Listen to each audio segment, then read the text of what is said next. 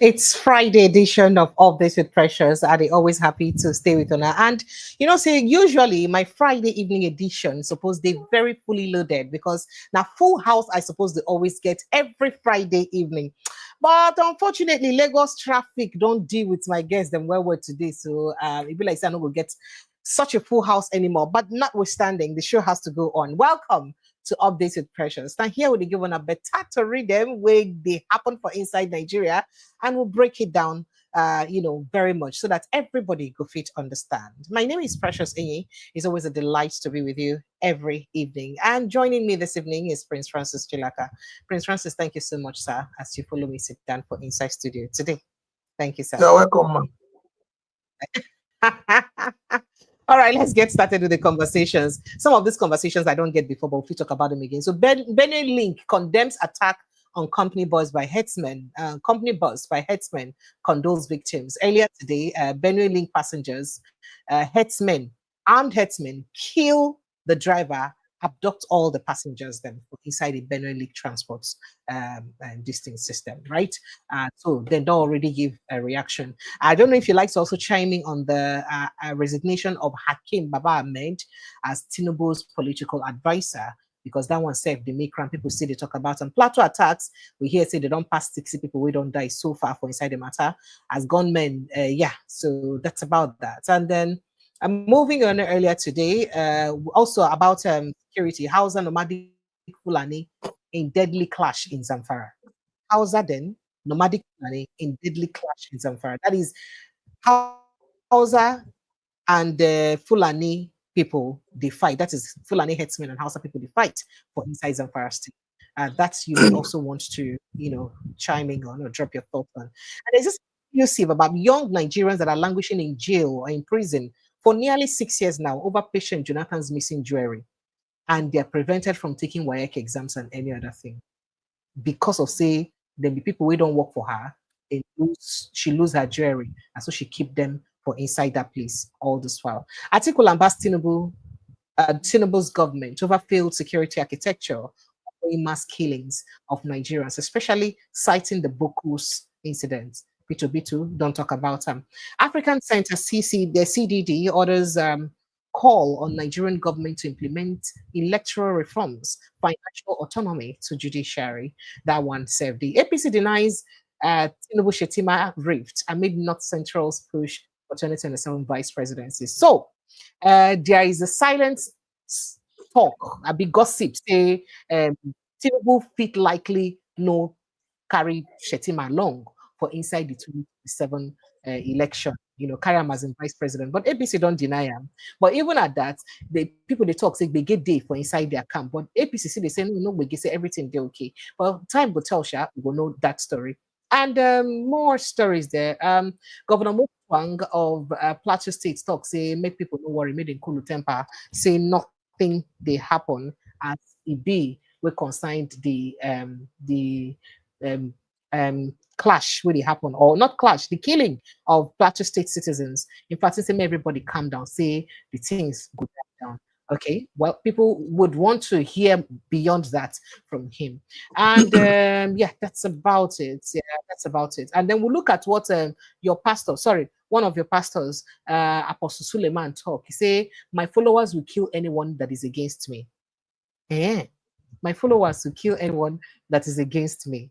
Now, waiting Apostle Johnson Suleiman talk. Okay, someone could begin tackle the matter then one by follow. Would we start with this issue? Or let's me quickly start with this issue of Hakim Baba Ahmed's resignation. You know him too well. You know that he was a spokesperson for Northern Elders Forum before now.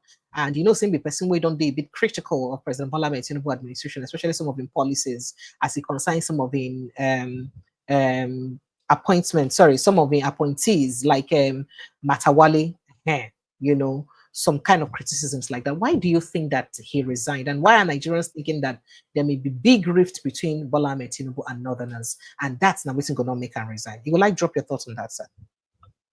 Well, I am one of those who hold Nigerians who have come to the realization of resignation when they are not satisfied or not happy with the way things are going. So anybody who is in government that summons up the courage to resign, I have a lot of respect for them. No matter the reason why they are resigning, but the bottom line is that there must be a reason. And that reason usually is they have fallen out with the original intent for which they took up that job. For his own resignation, well, there's not, I think that there's a lot of political undertone to that resignation. And I'm one of those who would say that Nigerians, especially those of us from the South, who think that the likes of El Rufai is a lone voice. He is not. You will see what will happen in the next few months and the next year. A lot of prominent Northerners will shift base, and that is how they are. You know, they are. You can't hold them, you know, down when they feel that they are not being treated well. Everybody knows that Mr. President has taken ethnicity and nepotism to another level, and it is reflecting in his appointments. You know, if you look at it, the major, or will I call them the kitchen cabinet of Mr. President, are all from one ethnic group, whether from Kwara, whether from Mundo, whether they're all Yorubas. So, I mean, everybody is beginning to feel that this is purely a Yoruba party government. So a lot of people would resign. A lot of people no longer see light at the end of the tunnel with this administration. They don't even see the tunnel, talk less of the light. You know, so we'll see more people. Yeah. There is no tunnel. It's when you have a tunnel, you begin to think of a light. But as it is now, you know, the way the country is going, honestly speaking, those who call it miracle, we just need the hand of God to put us aright. Things are getting worse. So speaking about the way the country is going, insecurity, and one of the things that bother a lot of people. And just this morning, people will enter their transports, JJLio, Benue Link, Benue state-owned transport company, just like AKGC, right? So they enter transport, JJLio, they go their own route, only for armed herdsmen to shoot at the driver, kill the driver, kidnap the rest of the passengers. The state, the company don't come out, the state-owned company don't come out, make a statement condemning the attack and all of those. But how long Nigerians will continue to live like this? When EB say go dey fear, if you want travel now, your hand go dey your mouth because you go dey think and say how you want manage travel. Where EB say you no go die for road. How long will go continue like this? If you also consider what's in the happen for inside Bokos local government area of Jos, of Plateau State. Now, that attack for Bokos started on the 27th, thereabouts, or 20-something of March. That means now last weekend. That means why would they cry for the 16 Uromi people? The Bokos attack, they happen. No, Bokos happened before the Bokos happened before Uromi. Yes. Uromi. But we downplayed it. At that time, 10 people been don't die already for the Bokos attack. And the president till now, yes, thank you. So president till now is yet to make any statement. I don't know what I don't hear. I mean, don't make anyone. The president, the presidency, they yet to make a statement about the killings in Bokos. Presidents don't travel, vice president don't travel. Whether they're two, they get problem or then they get, we will get to that level very soon. But is it fair that the president was quick because of the pressure from the north to make a statement about the Uromi killing? When make now everybody where they live Uromi now, they live with them because they say they conduct mass raid. And they collect people anyhow, they arrest people anyhow because of that matter. But the lives of people of Plateau State just, it no matter enough for the president to drop in mind inside. Make I even play a bit of footage. You know, say if it gets some calling to understand small Hausa language. This is not complaint and the wailing of some of the people there for the community, the women especially for the community, one of the communities for inside Bokos local government area, as they shout about this attack. All right.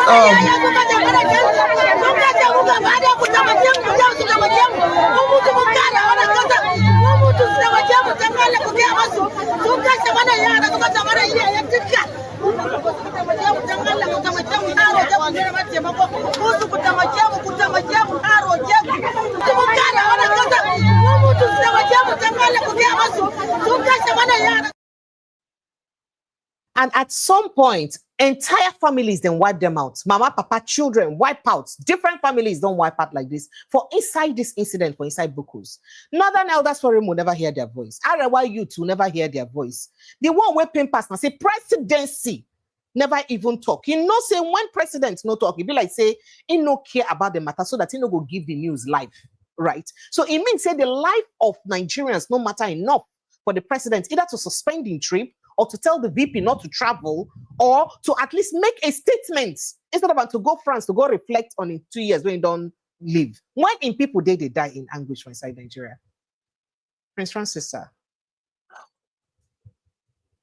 The silence of the presidency over all the killings that have been going on before the Uromi killing, which the president saw as something he should talk about, is nothing but hypocrisy. The presidency has been very hypocritical in addressing the security issue in this country. The president seems to have lost every, how do I put it? He has lost what it takes to fight this whole insecurity. And then one begins to ask that question. When they were ganging up to remove Jonathan, we were told that other than the removal of the fuel subsidy, that the kidnap of the Chibok girls, the insecurity in the land, was something they used to campaign. And we also got, as at that time, we were told that Major General Muhammad Buhari is a man that fought the Metesina and drove them away from Nigeria down and into Niger and decimated them. And also these were all the packaging, you know, the media, the spokespeople, the supporters. This were what they packaged as at that time with which they sold Buhari to Nigerians. And they promised Nigerians, APC then, like I keep calling them, all people's corruption, promised Nigerians that they were going to fight insecurity headlong and that in 6 months' time, that insecurity will be a thing of the past in this country. Buhari has spent his whole 8 years. And rather than curbing the insecurity, rather than arresting the insecurity, he himself encouraged it with his utterances during the campaigns, with his body language after becoming a president. He has done his 8 years, wasted 8 years of the lives of Nigerians, the youths, the born and the unborn, and then handed over the baton in a relay format to President Bola Ahmed Tinubu. And President Bola Ahmed Tinubu has continued in the strides of Muhammad Buhari. But the unfortunate thing now is that the insecurity is coming home to roost. It is coming home gradually. It is getting closer to everybody. Nobody in Nigeria today is safe. Nobody. You're going on the street, you're watching left, right, center, you're looking up to be sure that, you know, the helicopter will not fall from up to smash you, the cars will not hit you by the side, the one chance people will not take you, the kidnappers will not take you, the police will not arrest you, the soldiers will not beat you, then the bandits will not just waste your life.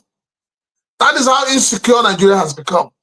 But then let us go down memory lane, precious.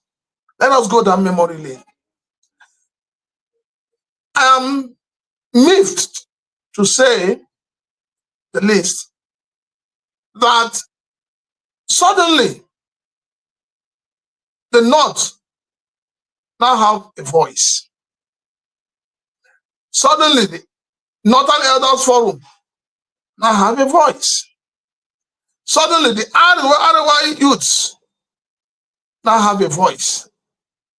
But let me ask them questions. These are questions I'm going to throw to them. when this whole thing about Boko Haram,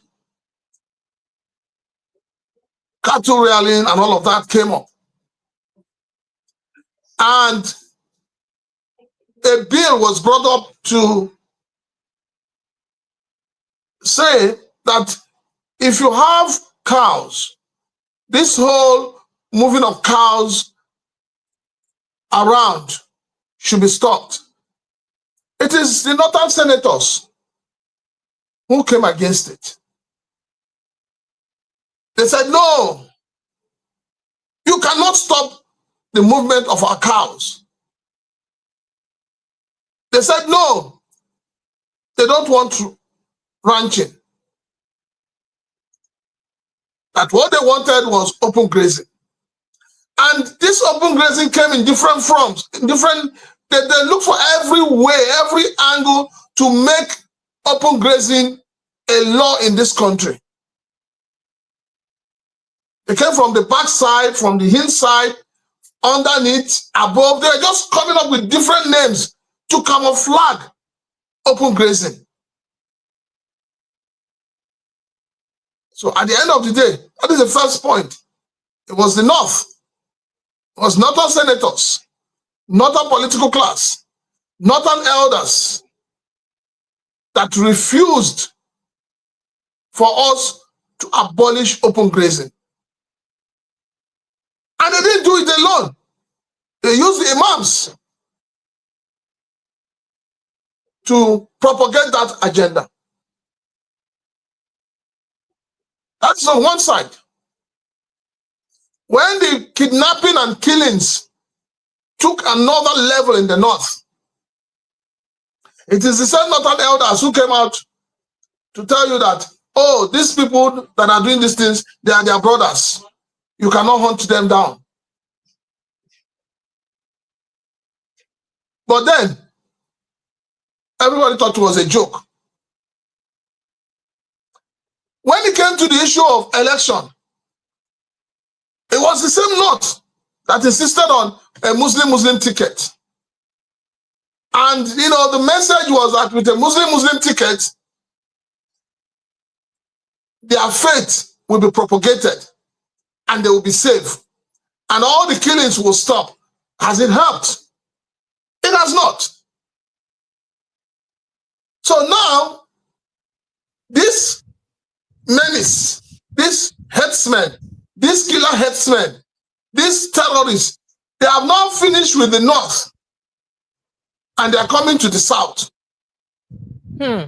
So you believe saying that waiting make Peter B talk say we don't vote religion before. Exactly. We don't see the result. We don't vote ethnicity before we don't see the result. Now make we vote competency and person character. So, make we know so what we see now is that they have moved into the South. And unfortunately, Precious, very, very painful, very, very sad, is that even the leaders in the South are conniving with these murderers to decimate their own people. How? You want to ask me how? Have you not heard? Have you not heard when they caught some Fulani headsmen, Fulani killer headsmen, bandits who tell you that for every village they enter into, that they settle the chief? Have you been waiting? I think it was last 2 weeks or last 3 weeks that an Eze in the southeast, I'm coming, that an Eze in the southeast was paraded as someone who has been aiding and abetting kidnapping within his own kingdom.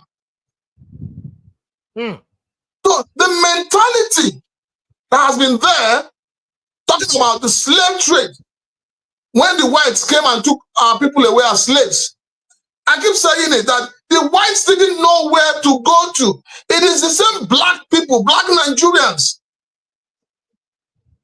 in conniving with their so-called Ezes and traditional rulers that sold their people out as slaves. So that era of slavery has not ended. People where they lock the chain, now say you follow blacks, then they help lock your hand. Exactly. So that era of slavery has not ended. We're still doing it in Nigeria. Your governors in the Southeast, what are they doing to curb the menace of these so-called killers? Is it Enugu? Is it Imo? Is it Anambra? Is it Ebonyi? Is it Abia? The indigents have come out to cry. They have cried to their governors, whose first oath is to defend their lives and properties. But what are these governors doing? All right. Nothing. Okay, sir. Okay, so very quickly, while we see they talk about this one, because we get other issues we'll go jumping on, and I look what we'll just do about an hour, 30 minutes so that we go. Now, we also hear say deadly clash don't occur between members of the same Fulani, nomadic Fulani and Hausa communities for Dan Sokoto Model Primary School inside Bungudu Township for Zamfara State. Now, according to the report by security experts, Zagazola Makama, he said the clash took place during the celebration of Eid al-Fitr.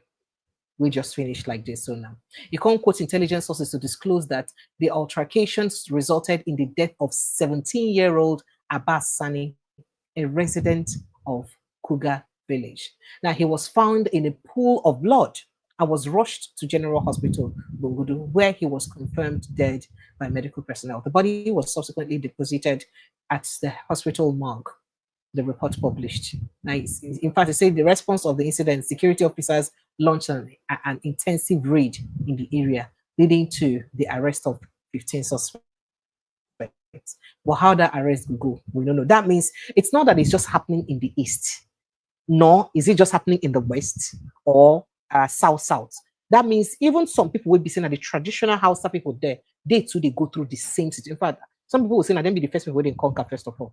So they go through the same situation. How do we continue like this? And how is it that successive administrations never see this thing as a menace so they get to curb, where they get to control? Because of beef where one chop the cock out uncle. The problem is that we all started by looking for a name to define an armed robber. We're looking for a sweet name with which to define a thief. Rather than saying you are a thief, we're using English to say it looks like he stole something. It looks like he took something that doesn't belong to him. It looks like he's a kleptomaniac. So all that English we were using was trying to paint it sweet. If the Hausas are having issues with the Fulanis, it is their business. They have created that room. Yes. Do you know that in the north, the entire north, the population of the Fulanis is not up to 10%? But there's something they have done. There's something they have done which they don't want people to talk about. The Fulanis are the ones ruling the entire north.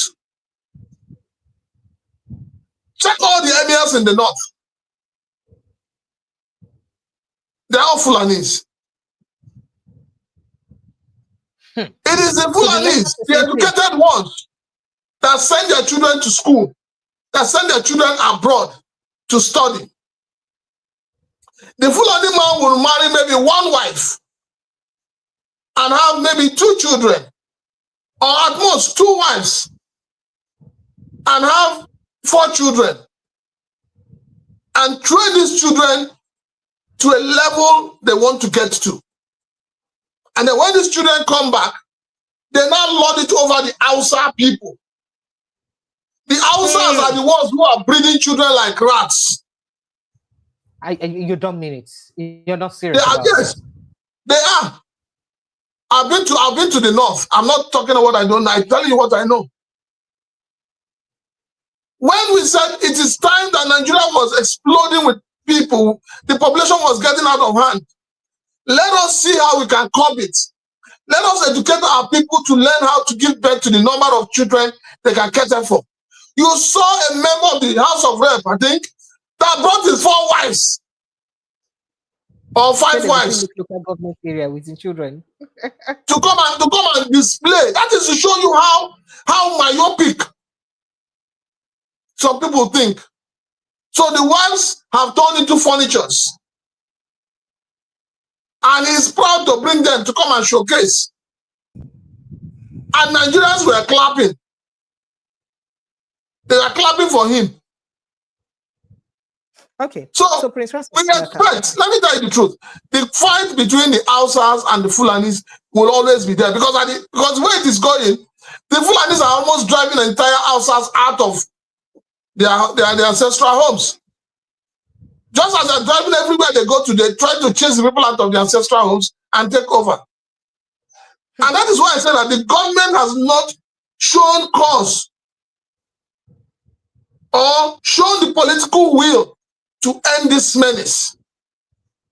If the government is ready to end it, it starts with, first of all the people that are in IDP camps. Let them make sure that they go back to their ancestral homes. So you have people who have chased people out of their ancestral homes and taken over, and then you have people living in IDP camps that government is spending our tax money on. And you think that this thing will end. For this thing to end, the government must stop this whole program that they're using to reintegrate anybody. All right, Prince Francis, we'll have to let that rest. Let's quickly jump in on the Labour Party issue. I'd like to get your reaction on it, because some part of people, they interpret the constitution as to say, oh, it means say Abure don't come out, finally be that to court don't vacate them, because court don't talk, say intend or don't even pass. And another faction of people, they talk, say no, court never vacate them yet. Say he still remain, say court judgment no talk, say make him leave. That's what some people are saying.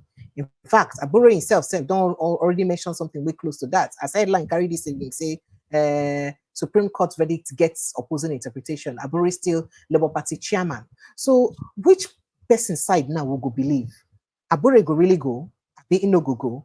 I get a guest earlier today. We talk say Abure may find it difficult to even believe the court judgment if he's actually being used by the opposition, saying Finn no agree obey the rule of law, even though say Supreme Court now the court of final judgment. So how you think say this matter for Labour Party go use end? Then before we look at other issues of corruption and all that, where they before, where they against them, where they head. There is nothing Abure can do anymore. Abure has been booted out of Labour Party. Let him go and sit down somewhere. He doesn't need a magician to interpret the judgment. If you check all the dailies, the judgment that as was delivered has been they have been consistent in their reporting. So Abure should go and rest. It is not a do or die to be a party chairman. I be one time you say TVC carry am now say Abure is not the judgment no mean say make Abure leave. Well, make TVC, we know the ownership of TVC, and we know where TVC is coming from. So leave TVC out of this. TVC will take a narrative that will continue to create problem. But as far as we are concerned, Abure is no longer the chairman of Labour Party. All right, so make we hear waiting this particular lawyer get to talk immediately after the court judgment. We then ask him for interview questions around this, and this now waiting to talk right there in the court premises.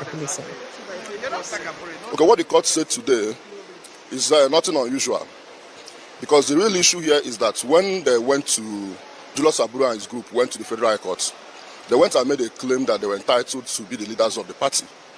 Then that judgment was set aside by the Court of Appeal. But in so doing, the Court of Appeal went ahead and declared Abure the national chairman.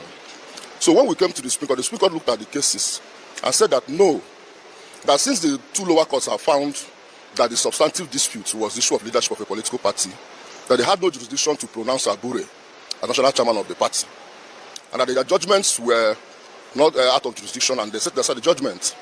And also the Supreme Court went ahead to make the point that political parties, on the need for political parties to be well guided by their constitution and guidelines, especially on the issue of tenure of officers. And that Julius Abure's tenure, he has outlived his tenure. So that is the purpose of the judgment. And that the issue of who determines leadership of a political party is entirely within the domestic realm of a political party and not for the two lower courts to look at. So that is essentially what the Supreme Court did today. So by implication now, By necessary implication, Julius Labure, from my understanding of the judgment, ceases to be the national chairman of the party, having outlived his tenure under the party's constitution. And the party, it was also before the court that the party had established and appointed a caretaker committee in his place, so that the two lower courts had no business whatsoever going into the case filed before the two lower courts. what's your name? So my name is Barrister Chinedu Eze. Thank you very much. The lawyer can still come and flank. The lawyer no need to flag me. The lawyer no need to flag me again. Yes. I'm party now. I'm Senator Darlington Nwokocha, the National Secretary of the National Caretaker Committee. All right, so you don't hear waiting in talk. So waiting you expect will happen moving forward. Remember the accusation where I think Oluchi Okpara, the former treasurer for inside Labour Party, been made about how Abure been spend money anyhow and how he be saying they transfer money to family to here to there to there. You see the Namadi Usman led caretaker committee going now to ensure they probe the account of the Labour Party to comot them for all this yama because for a party where one set example, what will be the right steps they're supposed to take right now? And do you think that this court judgment is not just a setup, like some people are saying that President Tinubu go allow this kind of judgment to happen? No, he say go help you to gain ground more for inside Labour Party. I'd like to take a reaction, really. No, but I mean, for me, it's a simple thing. The party needs to purge itself. Those who have been removed. First of all, let us be clear on what the Supreme Court affirmed. The Supreme Court has once more affirmed party supremacy when it comes to the leadership of a political party. So this whole idea of, the National Working Committee or the Board of Trustees coming together to remove somebody and the person wants to court and wants to remain in power, it has been settled. So the Supreme Court has once more, said to political parties, the issue of your leadership, the tussle of leadership lies with you. So the party supremacy has come back. That's a beautiful one. What we expect from Labour Party now is for them to, set up, let the caretaker committee carry out a thorough audit of the books of the last administration. Anybody that is found wanting should be handed over to EFCC. Let us start from the party. If we can get the party right, if we can get discipline, accountability, transparency into the party structure, then it will become easy to take it out to the state and national level. All right, so make I go play you that interview with Oluchi that time. Those accusations we should make, and something where you talk like this, if similar with this, she also talk, say, how can they want change and be blaming the political party in power, and then they know the effect that change where they want? Because we go waiting will be the place of people like Kenneth Okonkwo now and Aisha Yusufu, we don't wash and come out for anything we get to do with Labour Party matter because of all this katakata we've been there inside the party. You think say they will come back again and join the focus in? Okay. You need to understand that politicians are no different from prostitutes. Anyway. Yes. Politicians are no different from prostitutes. And that is why you see them cross-carpeting at the National Assembly. They will move from Party A to Party B to explain what happened to Party D. So obviously, if the cleanup is done properly, transparently, people will come back. If it is done properly, like I said, there's accountability, there is inclusiveness, there's transparency, and people can see the records clearly. People will come back to the party. So that's not a problem. The doors of the party is wide open. All right, so free entry, free exit. Free exit. Let me quickly take that thought that time when Oluchi Okpara dropped, especially for insider interview, and her concerns over the finances of the Labour Party. Has to come out clean to explain what had happened to the finances of the Labour Party, allegations of embezzlement, misappropriation, misapplication of power, and a whole lot of things that I came out to say that time, including the forging of the late national chairman's signature to withdraw money from an account after his death.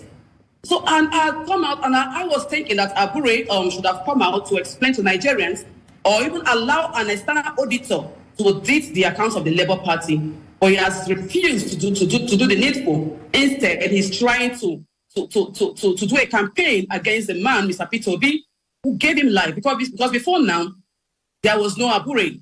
Before now, the Labour Party was nowhere. So I think it's ingratitude on his part, on his side, to come out want to damage the image of an icon, political icon that is known to the world, not just to Nigeria.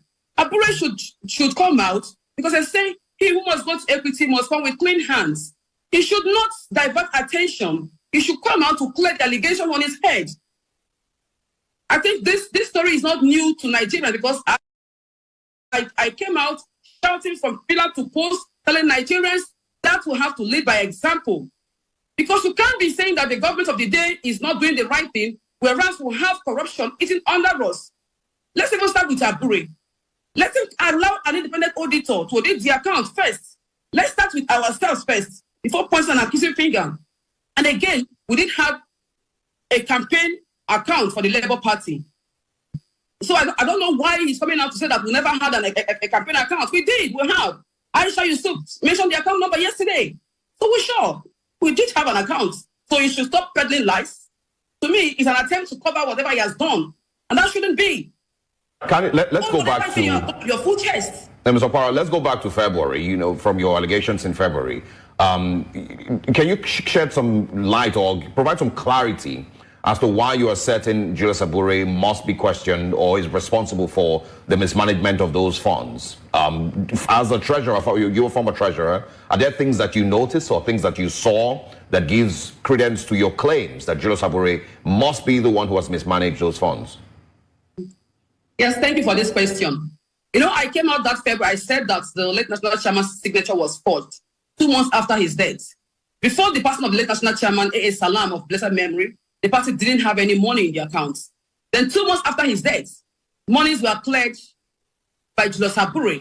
2 months after the man's death, he never bothered what the family was going through as at that time. And again, Abure, at that time when I came out, I noticed that he was transferring money to his wife's account, to his brother's account, John Abure, to his company's account, to everybody, even down to the staff of the office. He will use the staff's account to siphon money. At the end of the day, this same staff will send that money to an account that will send to an account that will get to Abure. So there are a whole lot of things. I'm emotional about this whole thing, because a lawyer that he claims to be forged a signature of a late man, the national chairman of our party. He didn't even care what the outcome was going to be. So if he said I'm lying, he should let that account be reactivated.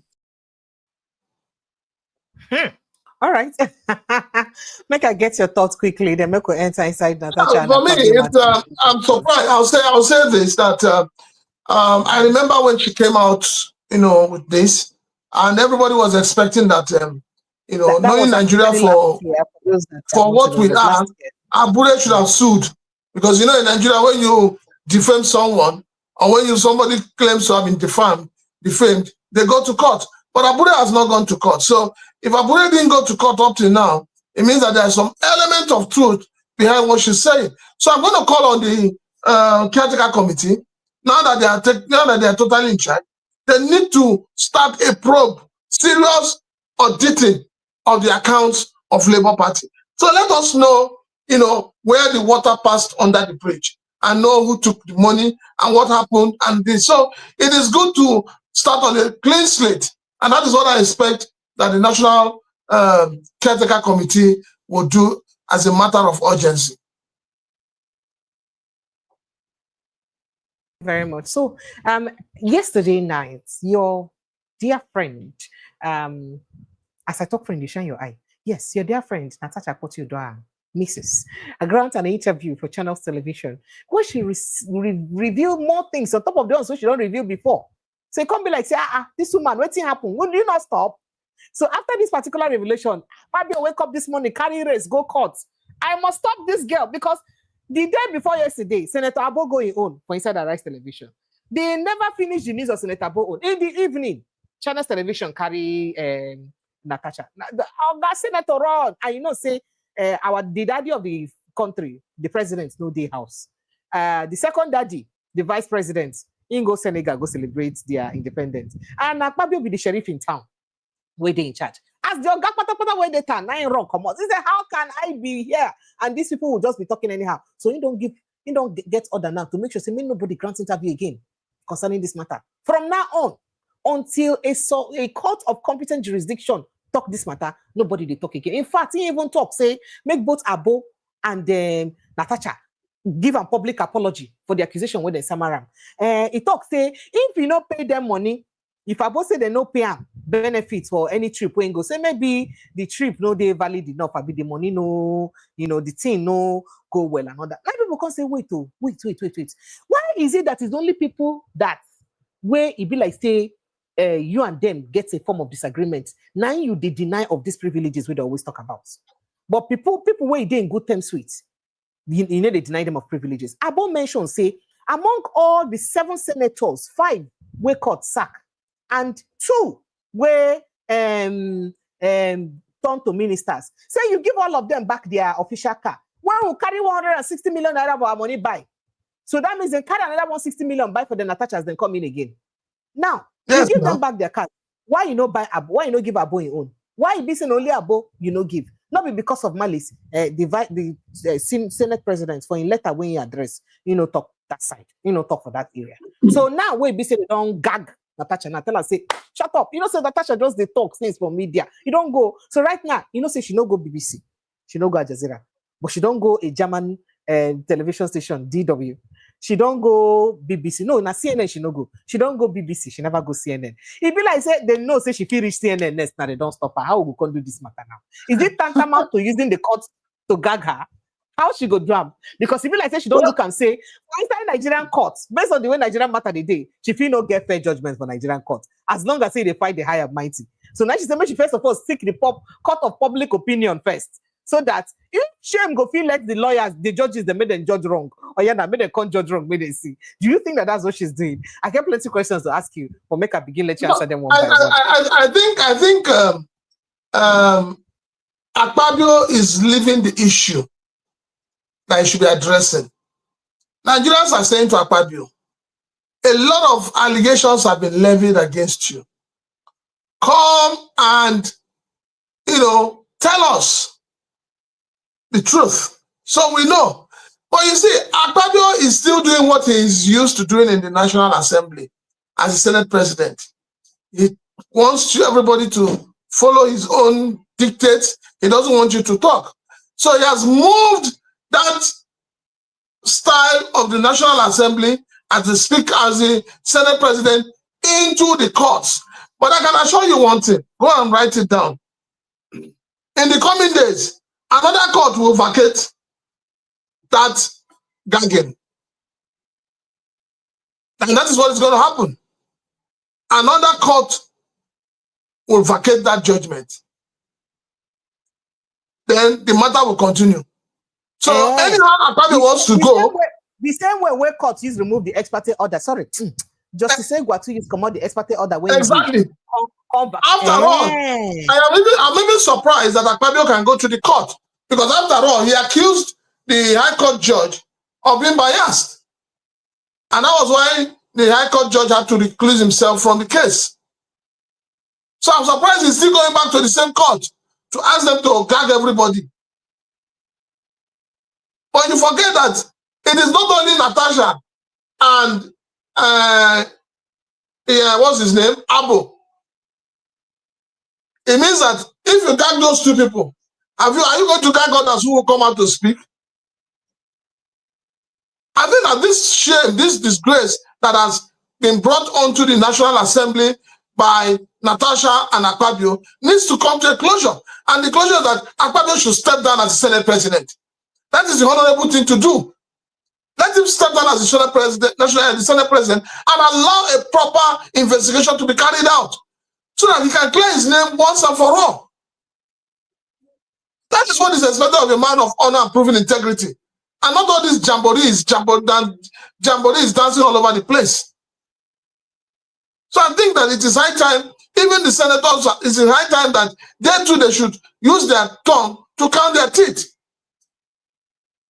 For this woman to be persistently saying the same thing all over, and now for some other person to come and say something to collaborate her, it means that the National Assembly should take a critical look, retrospective of itself. They should look at themselves very well and take a decision. And that decision would be a decision that puts Nigeria first, before the Senate President, before the senators. So if you have a National Assembly that has lost respect and regards of the people, so what are you there saying? What are they doing there? Each day, the actions they take at the National Assembly is no longer interesting to Nigerians.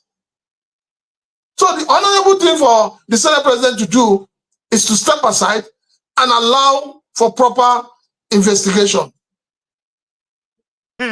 Okay. So, but this thing where you do now, the question where a lot of people ask, is it not tantamount to gagging her? Make she not talk.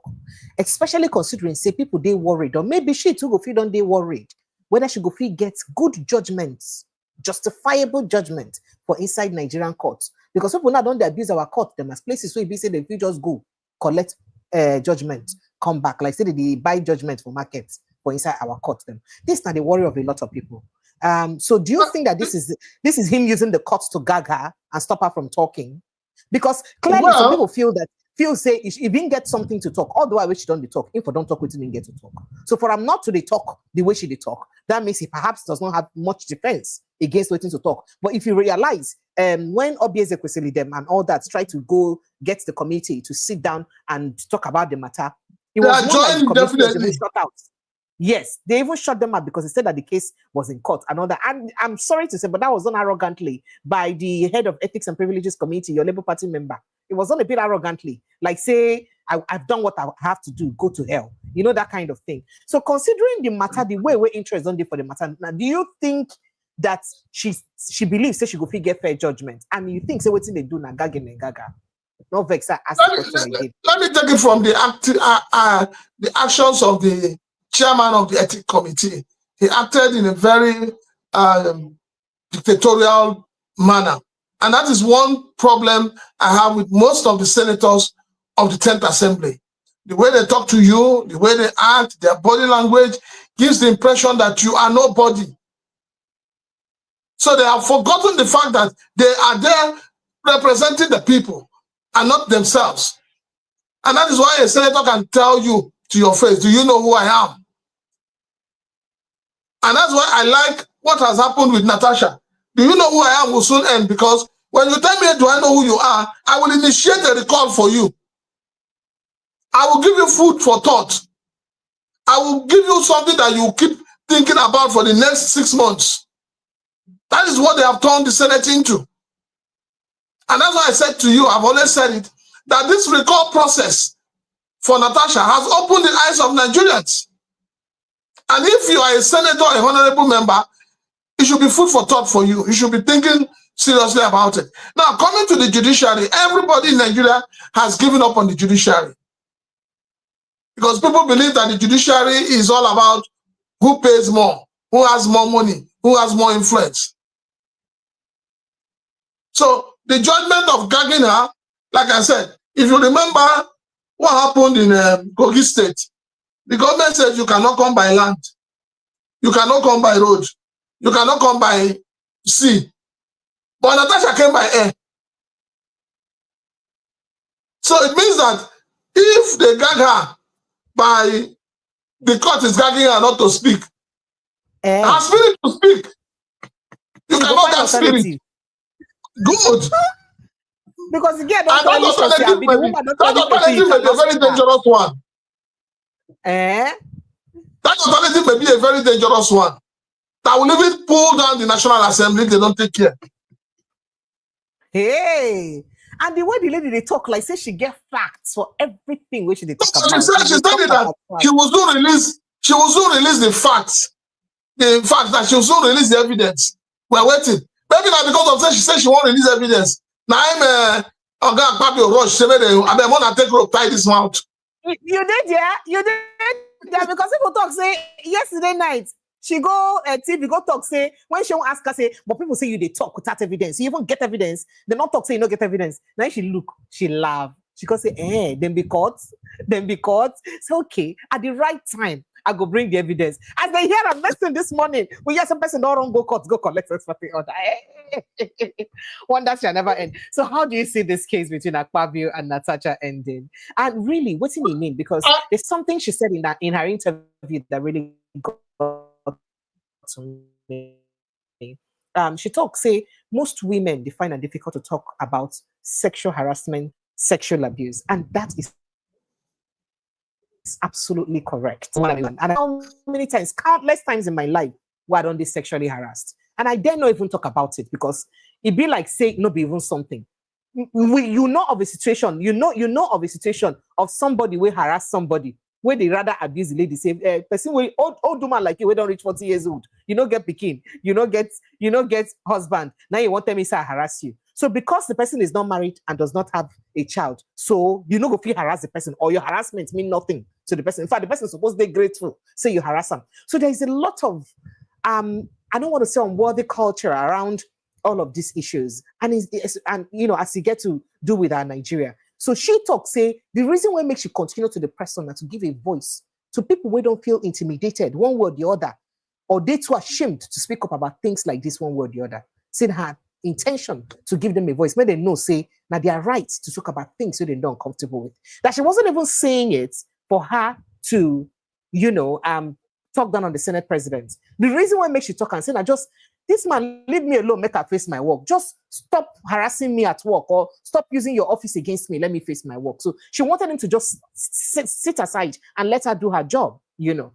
But unfortunately, it can't become this matter where you be. But make her let you react to her very quickly, sir. No, seriously, seriously, Nigeria system, anyhow you want to look at it, the Nigerian system does not give the Nigerian woman the environment to thrive. Any Nigerian woman you see that has gotten to the peak of her career, two things has played out. One is that she has a husband that believes in her and that supports her and encourages her. And then on the other hand, the woman is a very vicious and target-oriented person that wants to excel. Other than that, the system does not give you room to climb the ladder. And I'll tell you a very simple one, a simple analogy. If a young boy, say a young boy, let's say a young boy of say 17, maybe it could be in his let's even say it's in first year in the university. And he impregnates a girl of the same age mate or slightly lower, and they're in the same university. What happens? The university will expel the young girl, and nothing happens to the young man. Naturally, because the young girl gets it. Yes. So you find out that the girl child is an endangered species. So also is the boy child. But you know, the boy child has been groomed and told, you do not cry. You should not cry because you're a man. And that don't cry makes the man, the boy child feel he's a macho. He feels he has no emotions. Well, he does have emotions. But for the girl child, you know, nobody tells you that. The girl child is trained to manage the kitchen. You are trained to pamper your brothers. You are trained to pamper your husband. You are trained to do every other thing. So the man sits back, reading newspaper, and maybe they have twins. The woman will tie one at the back, carry one in front. She's sweeping, she's cooking. The man will sit down reading newspaper. So that is how bad the system is. And the unfortunate part of it is that when such issues are brought to the open, you find out that it's even men that are defending the women than women defending themselves. Because the women have already been brainwashed to see the man as their alter ego. Now, a lot of women I protest in favor of Akpabio for this matter will happen now. Like women so that's the thing. So the women have been pushed to that level where they no longer have self-esteem. So understandably, say we did for a patriarchal society, but should it also be a society that will shut a woman up against intimidation and all of those? Like it's looking like it's happening now politically with Natasha. And I want to make sure the push on because you want to prove a point that I can't be shut out. Precious, do you know why a lot of women stay in abusive marriages and some of them get killed? Do you know why? Because of society. Because, first of all, because of their own family. Most families will not welcome you back when you say, I am done with this marriage. And then the society has a way of labeling women. Oh, that one, she could not stay in her husband's house. After all, don't forget that some people have come out to start telling you that Natasha has 6 children for 6 different men. Yeah, so in other words, but we're not looking at the polygamist nature of men. Or maybe what would have made her divorce those 6 husbands? She actually married all 6 husbands. A man had 6 wives and 32 children. He becomes a king. He becomes a chief. That time, when they call him chief entitles you to have more than 1 wife. All right, Prince Francis, I'd like us to wrap up with this so that we get into other matters, because there's something about Patience Jonathan. I don't know if you've seen that report. So there's an exclusive report of Patience Jonathan, how she has allowed young people, about 6 or 7 of her domestic staff, to be languishing in jail for over 6 years now because of her stolen jewelry. And a lot of people don't come out and talk up against them. And I want you to show trust them. That kind of matter is a big carry on for head well. In fact, you don't carry on for matter. You don't carry the matter for head well. You don't talk about them. How do you let people rot in jail because of your missing jewelry? As in, how do you let a human being stay that way? He put out faces of the 12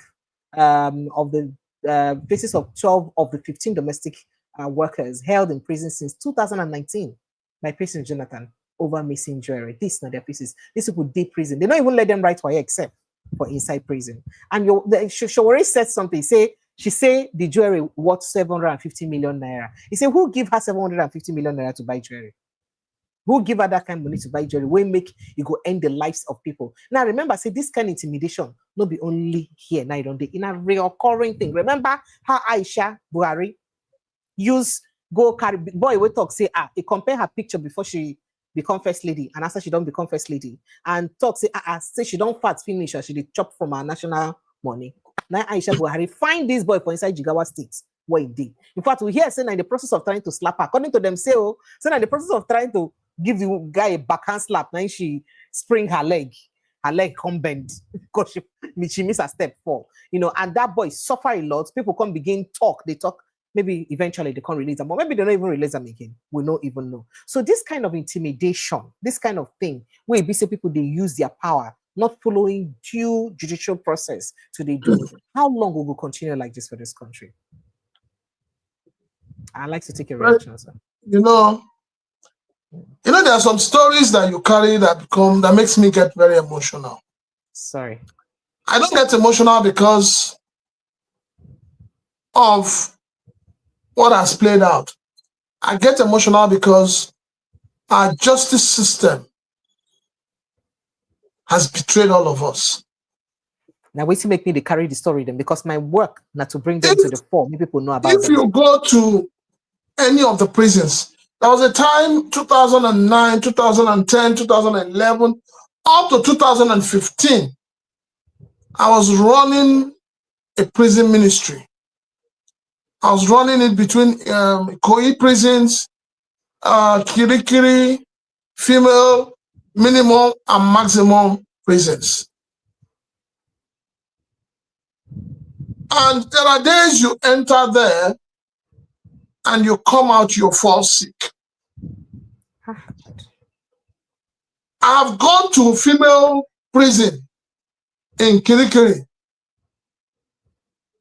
and the girl was there for about, she's been there for, at the time we got there, she had already spent 8 months there.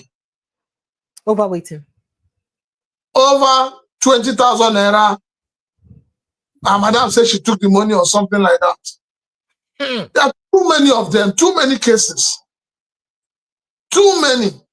Meanwhile, Kirikiri is supposed to be maximum. You see a young man that has served somebody. I'm coming. You see a young man that has served somebody. Maybe you have an agreement to serve your master for 6 years. By the time you get to 5 years, going to 6 years, the man will level something against you. They take you to police. The next day, they take you to magistrate court. You are dumped as awaiting trial. And that is the end. You'll be there forever. So it is not just patience, but my annoyance, my anger with patience is that, they said, do as I say, not as I do. Follow my footstep.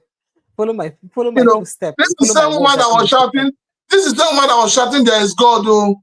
If we look at it, how, first of all, we should be asking the same question.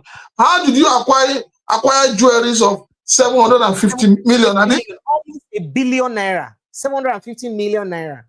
How did you acquire it? That is one. Two, what kind of jewelry was it that they stole? I'm telling you. See, if you look at yourself, with all the largesse that came with the office of the First Lady, is it because we don't probe the First Lady office? It is clear, we know how some governors settle the office of the First Lady, how some ministers settle the office of the First Lady. That is why when they become a wife of the president or wife of the governor, the first thing they do is to set up an NGO. And then the day they will launch the NGO, all the ministers, all the political bigwigs, all those who want to sit by the corridor of power will come and donate money. So, with all the money she has made, what is 750 million? If we say, okay, let us open the books now. Can she show to Nigerians how she earned 750 million? But then, we have a weird justice system. I've always said it, that the Nigerian justice system punishes you when you steal a tuber of yam, when you steal something 10,000 naira, when you steal a loaf of bread. But those who are stealing this country dry, collecting 180 billion, 300 billion, as EFCC want us to understand, they go scot-free. Nothing happens to them. The only ones that get detained for some time or get jailed are those who fall out with the powers to be. But if you are among those that the power is protecting, nothing happens to you. We've seen where somebody was brought out of prison, and is a senator. Yeah, this man governed for 8 years with no legacy to show for those 8 years in that state. We have governors in the Senate today who didn't do anything, any jack in their states as governors, but they're in the Senate. They are senators. The EFCC will give us story. Oh, we are taking this governor to court. EFCC came out and said they were looking for Yaya Bello. They were disturbing all of everybody's ear. We couldn't rest, we couldn't sleep. Every morning you wake up, it's all about Yaya Bello. So what has happened to the Yaya Bello? Suddenly, they say make a cage. Natasha said then send her to kill him. Suddenly now he's on bail, enjoy himself. That is how your former Minister of Aviation scammed Nigerians, 200 million Nigerians, over obnoxious national aircraft. Where is he today? He's in his house. He's on bail. But let it be that it is you and I who go and do something like that. Meanwhile, EFCC is jailing Yahoo boys every day. Who are more Yahoo than our political class that are embezzling state funds? Who are who? And that's why I keep saying that the people demarketing this country are not these small Yahoo boys. It is the political class. Those who steal from this country and take the money abroad.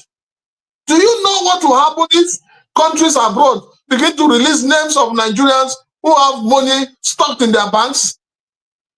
You saw how many houses in UK, supposedly the owners are dead. Nobody to claim them. You and I were here when they said there was about 730 houses or 720 something duplexes in Abuja. Up to today, nobody has come to tell us who owns those properties. And that is how that will fizzle out. Now let a poor man go and steal goat. That day you will know that monkey go market, you know, go come back. All right, so a very quick one. Make we jumping on the conversation. Okay, if this is your first time of joining us, let's quickly remind you that please now follow us like a village people. Or you like the post, like the post. Follow us like a village people. Just click on the subscription button and subscribe, and if you can, share this post so that others will be informed about things that happen for our country as we get to do with politics very quickly. So Prince Francis, and then very soon I'll also open the phone lines. You can join the conversation. The WhatsApp number and the link to join the conversation is on this pinned post in the comment section. I pinned the post in the comment section. So if you go for the comment section for inside the group, you will see the post, it is pinned. And the WhatsApp number to call is 0817 029 4077. 0817 029 4077. Now the WhatsApp number to call. So Prince Francis Chilakaya, issue day where they talk say it be like say the president Bola Tinubu they get problem with Kashim Shettima.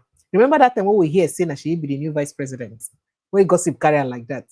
Saying I be like say issue day grant where and as it be like that, say it go hard make Bola Tinubu use Kashim Shettima as vice presidential candidate to our running mate for inside 2027. That is if something not happen when they even change them before that 2027.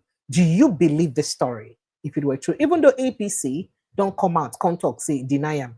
However, people they talk, say anything where APC deny, no worry, just hold on well. Small atom of truth there inside that story where APC didn't deny. So I'd like to take your reaction to this. And if this happens, what's be the implication for Tinubu for inside 2023 general election? If it be saying a true, say, no one use what did they call him?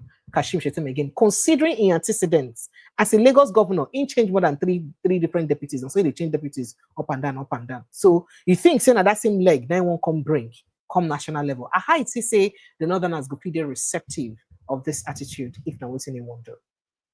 Behind every rumor, there's an element of truth. So we must have that at the back of our mind. The rumor has been there, it has been growing every day, strong and strong. And at the point in time, a lot of us started asking, do we even have a vice president in this country? If not that Shettima has gone to Senegal to represent the president for the inauguration of their president, please tell me, when last did you hear about Shettima in any way? Also, I'll tell you this for free. A lot of people in the north are not happy. They are no longer happy with the Muslim ticket.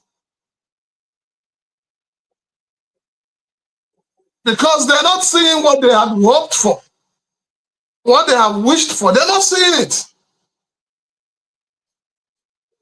And, there's also a school of thought that's, looking at it that if President Bola Ahmed Tinubu insists on a Muslim ticket, I am telling you, he will not win any part of this country.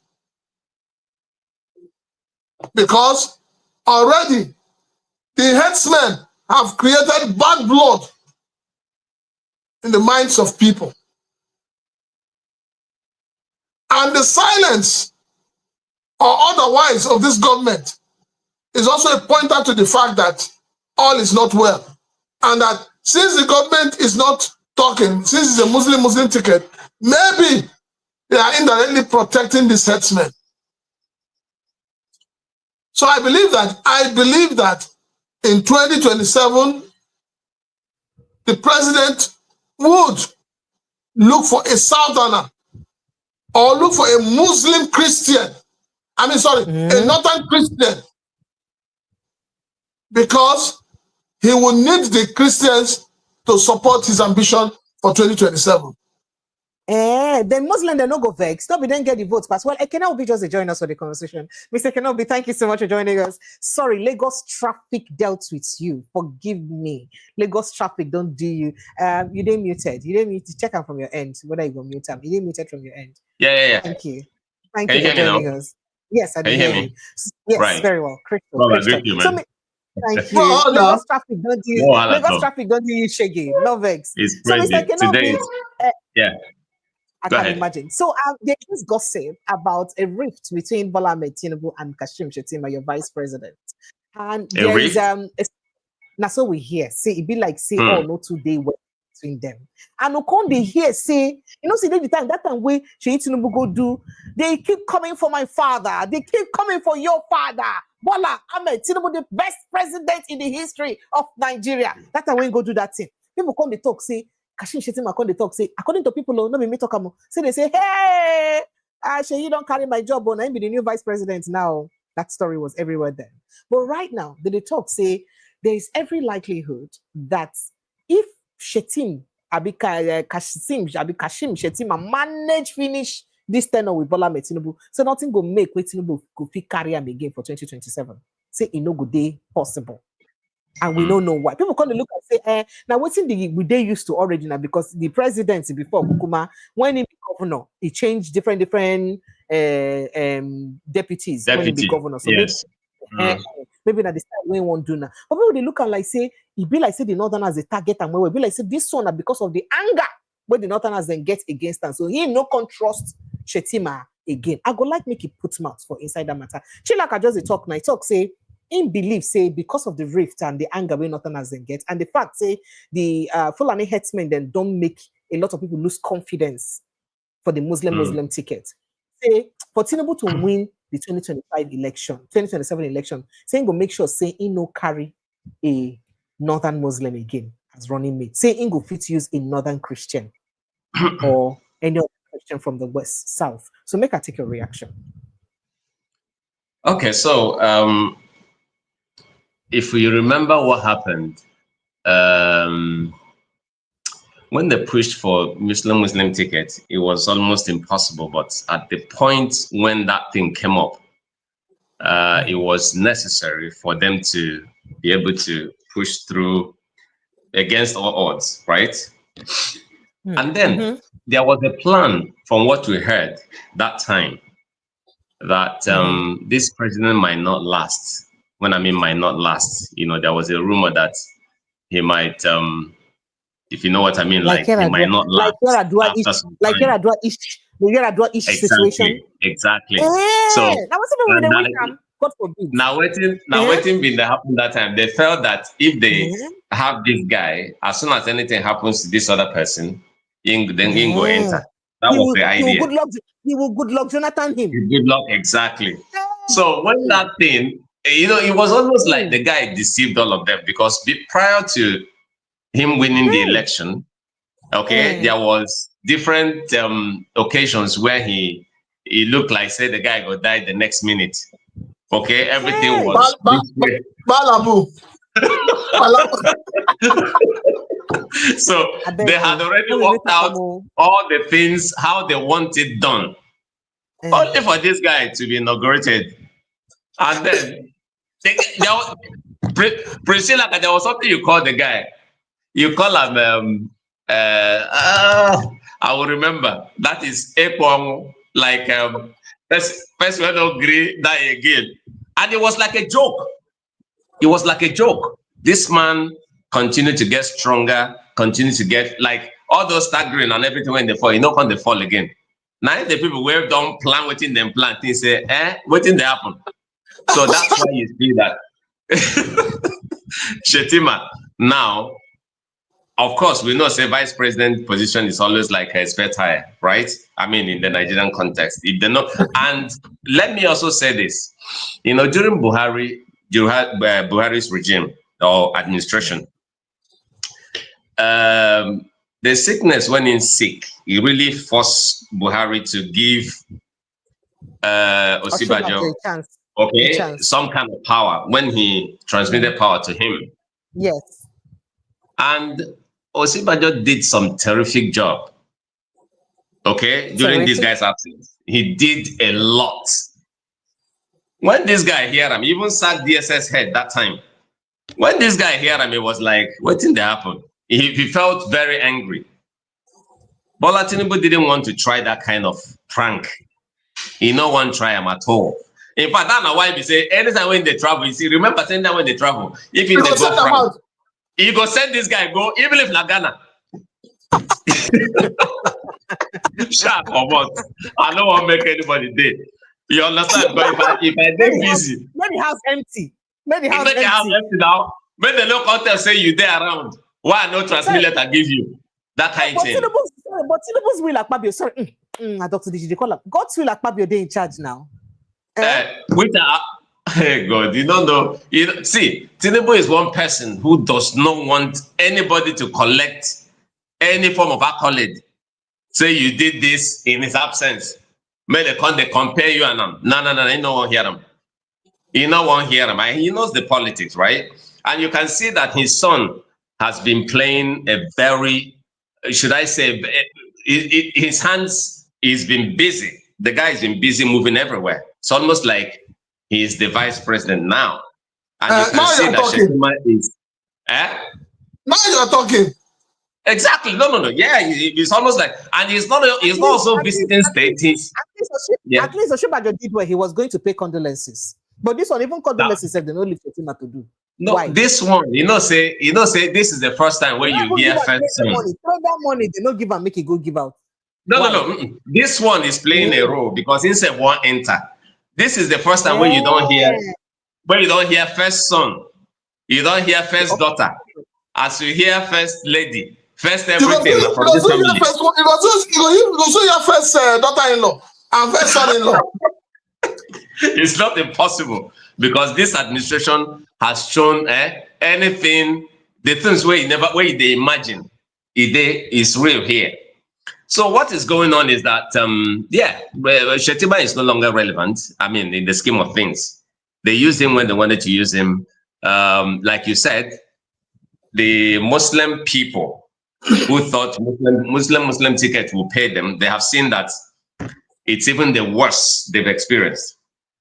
So a whole lot of things will change. Like my brother is saying that, look, Bola Tinubu is going to look for, I guess that's a very big, guess. He's going to look for a Muslim, a Northern Christian, okay, to make up, because, I mean, he has to assuage those people, those that got angry. That's usually the way it used to be. They pushed this Muslim ticket. It was almost like something that was not going to work, but it worked for them. So they won't push it again. Second term, they will want to look at the other way. And it's not going to be Shetima. That's the truth. Because they're already looking, they're already fishing already. The fishing line is already in the water. I agree. It will catch. It's Shetima is gone. You will be sure that in this period of campaign, all those foreign speaking in tongues, yes, trying to fall down, will disappear. Seriously, look, a whole lot will change this time. Trust me. a whole lot So to Mr. change. Kennedy, And yeah. why you were we dropped in slightly on the Supreme Court judgment on Labour Party, and we also chimed in on the Akpabio versus Natasha saga, her revelation about assassination, and the fact that she's daring him to sue her if he can get the mind, and the fact say you don't wrong go court now. Sorry, in court don't give order by itself. Say make everybody stop to go media again, but they no go media again. Yes. Would you like quickly dropping on that before we go visit Suleiman? We hear someone Pastor Suleiman say anybody way there insult them anyhow. Anybody there insult them anyhow. Say if you insult them anyhow. Say people they insult them anyhow, they say anyhow. Say in followers go kill you if you insult them anyhow. Sorry, by you if you insult them anyhow. That one day. This is another problem. You see, we have plenty problems in this country. We never reach that problem. We could face Natasha and the Labour Party problem. Finish. We'll come back to this. Well, for Labour Party, yeah. I mean, like, sometimes I wonder what the relevance of the 3 levels of our judicial system, where you have the Federal High Court, Appeal Court, and then Supreme Court. I tend to wonder what kind of competence or incompetence that exists between these layers of our judicial system. But the Supreme Court don't come correct the judgments from all these other courts. No, that's not that correction. Now I won't talk about, yeah? Because I wonder why, if it's a party affair, right, that it's the party that is supposed to settle whatever, that the court does not have any form of jurisdiction, any right to interfere into internal party affairs. So what did the High Court do? What were they adjudicating on, or what did they adjudicate on? Well, then what did Appeal Court do? That it got to the Supreme Court, and then the Supreme Court had to dismiss it, to even tell the 2 lower courts that you guys don't have any rights to be here in the first place. And that is becoming like a trend. I don't know the kind of judges you have now. I don't know the kind. If you know you don't have jurisdiction and you're competent enough to know, why touch the case? Wasting people's time, because the space and the time slot that was allocated to that particular case chopped into, or, how will I put it now, blocked other cases. If you knew you don't have any, why did you have to go? So it's really baffling that you got to a Supreme Court, and Supreme Court will have to just toss it to a corner and tell you that you don't even have jurisdiction over this case in the first place. So it's really baffling. I think we need to look into our judicial system, look at the judges that we have today, and try to ask them, what are they really representing? Because it baffled me. That's on the one hand. Then on Akpabio and Natasha, yeah, if like Akpabio's lawyer went to report that the lady is still granting interviews, and then they found that the only way they can stop her is to let her know that the matter is still sub judice, because the matter is still in the court. So don't talk about it, okay, until the case is decided upon. I think it's the best way to really let her cool down a bit, so that because if she continues to speak, there are certain things she might say that would interfere in the judgments, of the case. So the need for her to, maybe it's also another way to tell the court, to use the court to stop her from speaking. Because every day she keeps speaking, Akpabio is confused. Akpabio is stuffed. I'm telling you, man. Akpabio is. What manner of confusion? No, Akpabio is terrified. I'm telling you, since this thing, because you see, a lot of men don't know, when you see a woman, try and size up, look at the woman. There's no woman that I believe that if a woman wants to really go the whole hog of what makes her a woman, no man can stand.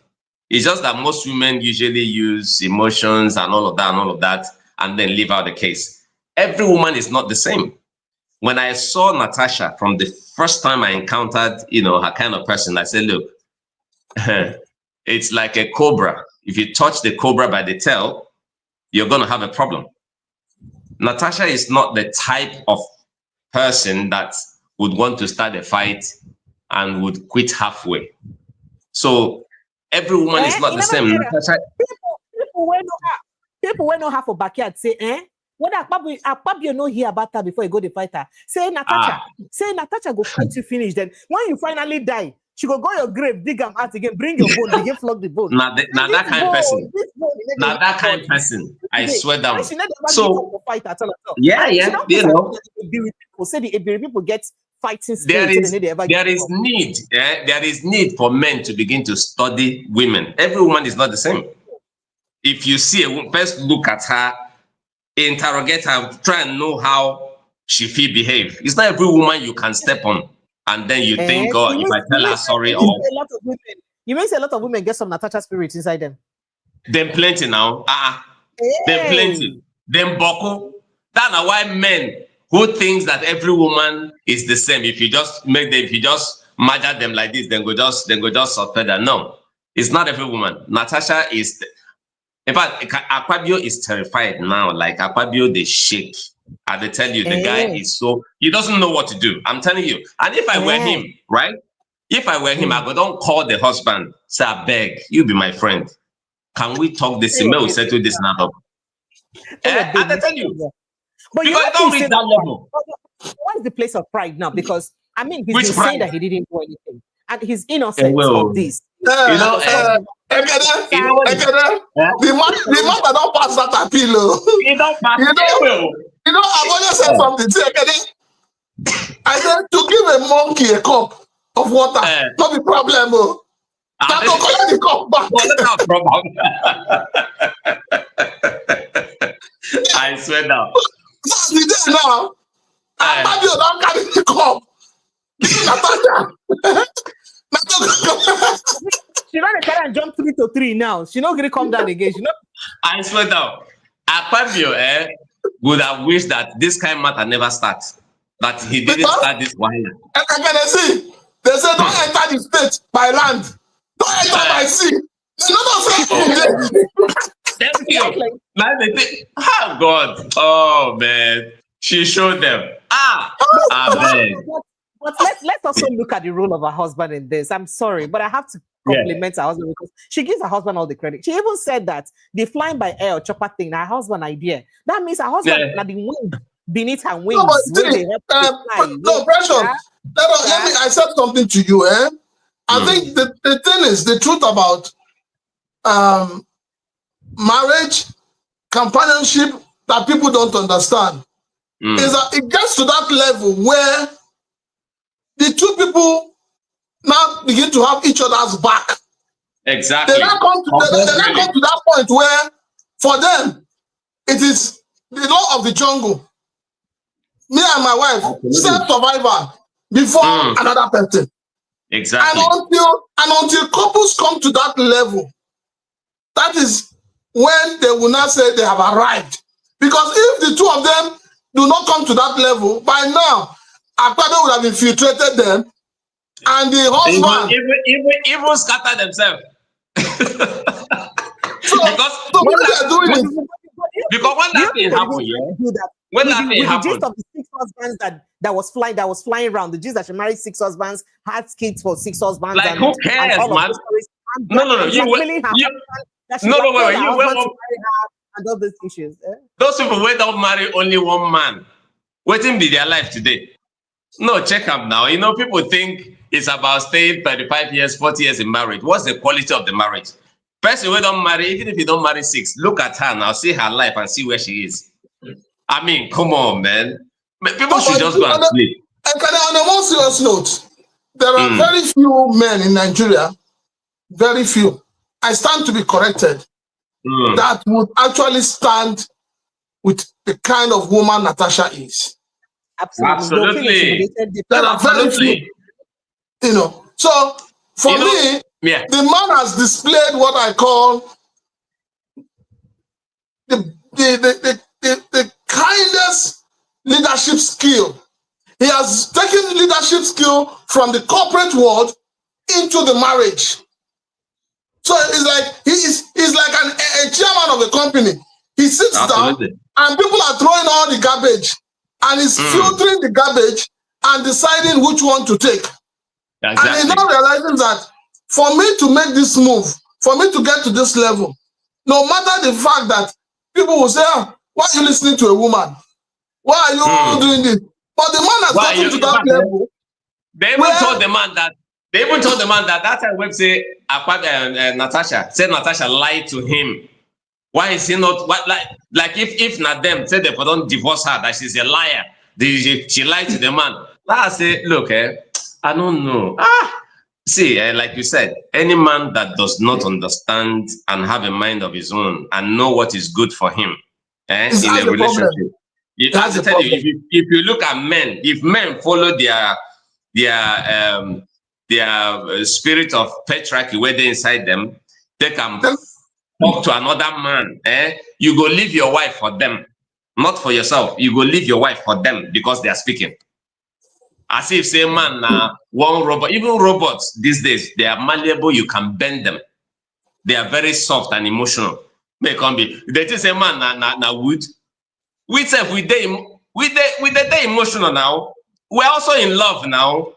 You know what Natasha they do to her husband when make the man no one even hear from anybody. But then sit down, I beg. See. No, but see, let me say this. When you talk about men like that, you talk about Okojo Iweala's husband. Is another one man I have a lot of respect for. Because a lot of Nigerian men don't want their wives to grow. I've seen couples. I've seen couples that are in competition with one another. I've seen couples that are in competition with one another. The husband will be saying, because you're earning 1 million naira, you are talking to me anyhow. But you forget that your wife can be earning 1 million. Because the men know the power of economy. The men know the power of economy. If you have money, they believe that. Yeah. Go ahead. Yeah. I was waiting for you guys to land. The men know the power of economy. So if you have money, they believe that they fear that because you have money, they know what they use money to do. The control that most men have is because they can be able to provide. And a provider is not the same thing as a taker.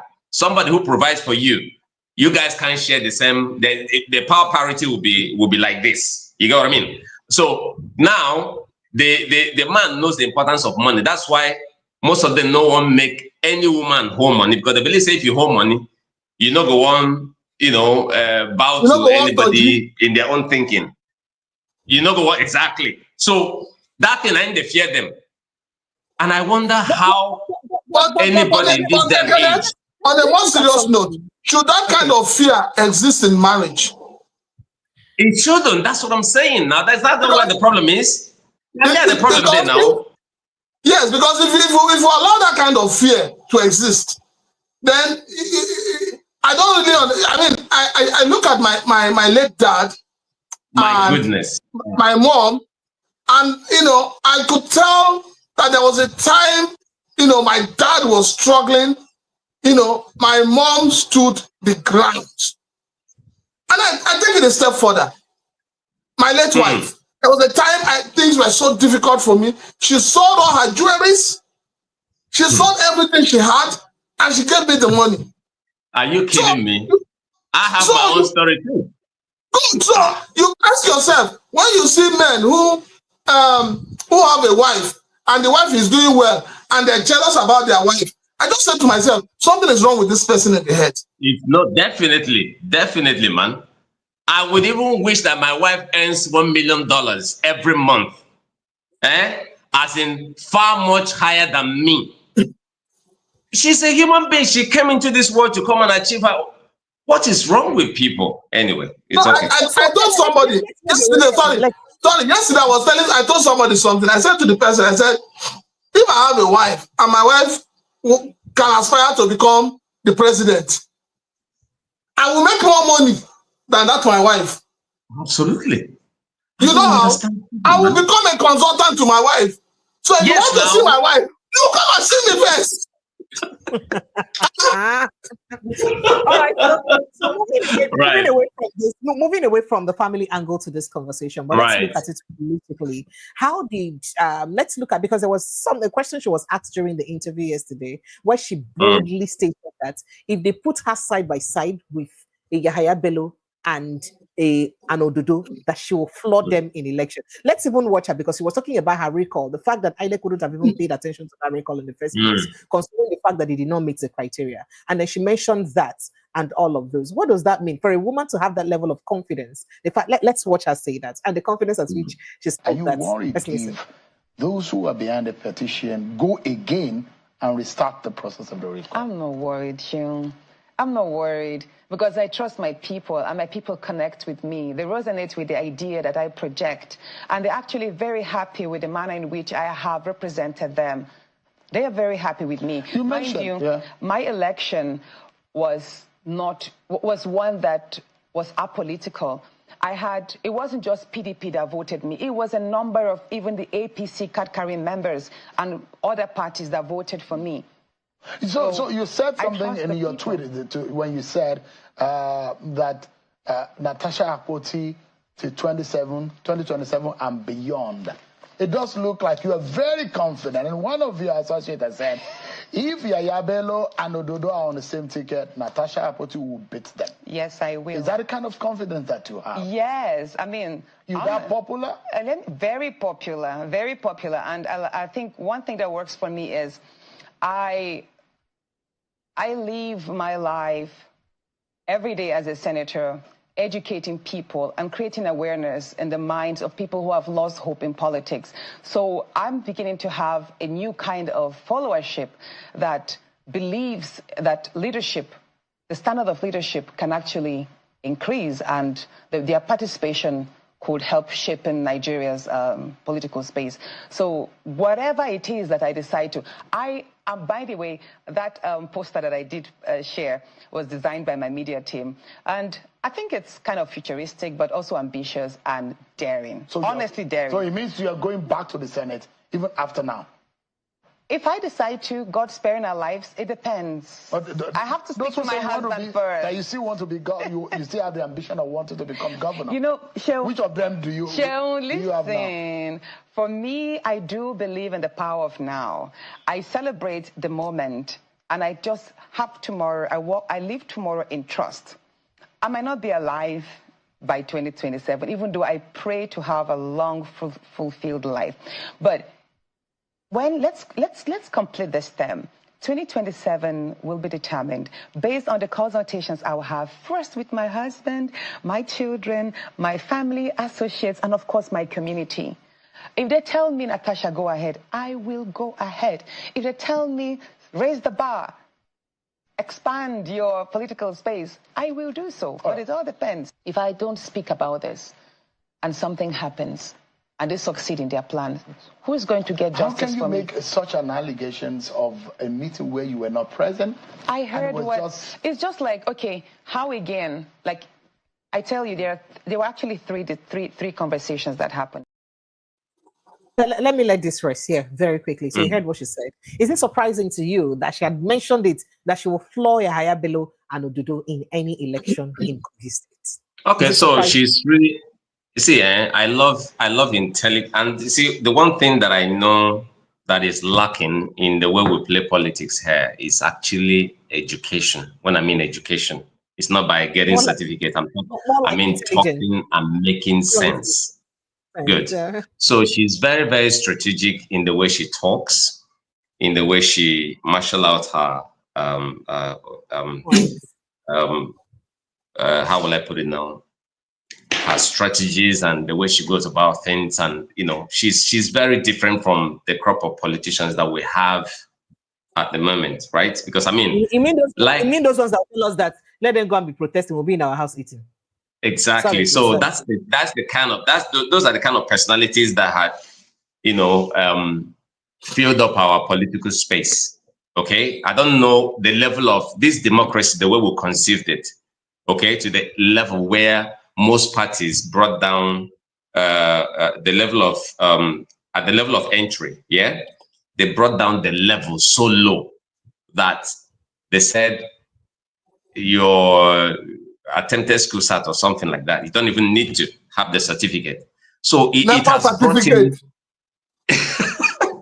it has brought in a lot of people, and because of the way they created that kind of system, the people that are there. I remember I know one senator, and then I asked him, why don't you guys make laws that will benefit the people? He said, okay, why should we make laws that will benefit the people? He said, 90% of my colleagues, most of them are armed robbers, killers, drug dealers, and all of that. Why would they make laws that will benefit you? They will make laws that will keep them in the office, keep them in their businesses, and make sure that they entrench in the system and continue what they're doing.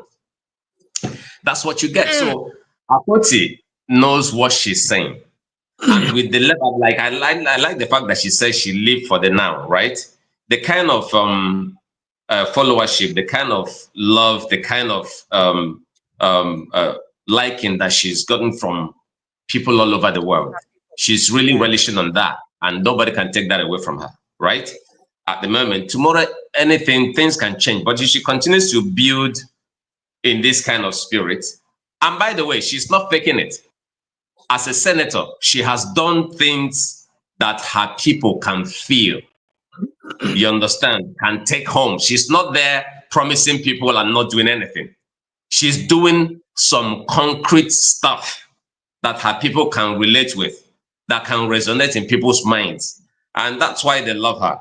And she's to an extent sincere to them. And you can see the level of organic love that they've shown her, not just yesterday. They've shown her all through. The reason why she came through the courts to reclaim her mandate.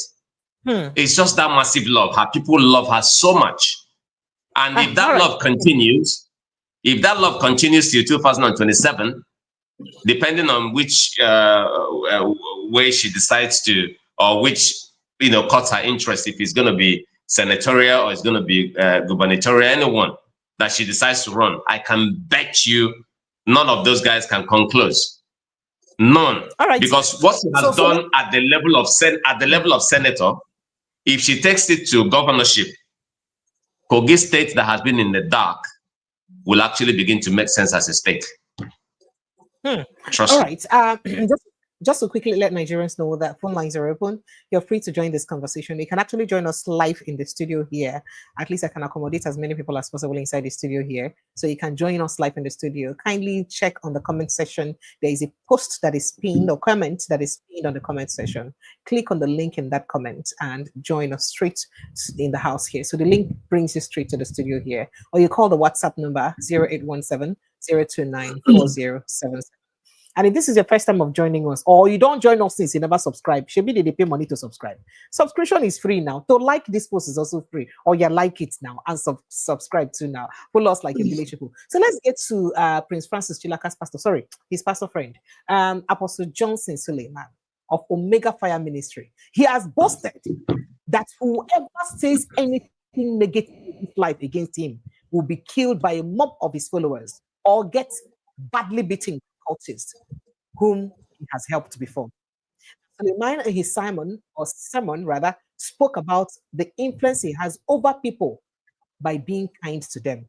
So there is an influence of kindness. He did the way he would be nice to even bad people. So the bad people will carry your matter for head. In fact, he said, if you want to die today now, for example, you want to die right now, and you have been praying for how to die, and death hasn't come, and so desire death, you so desire this death, there is a way to make it happen. That's what he said. And I said, just go to out by the front gates of our church and say something against me.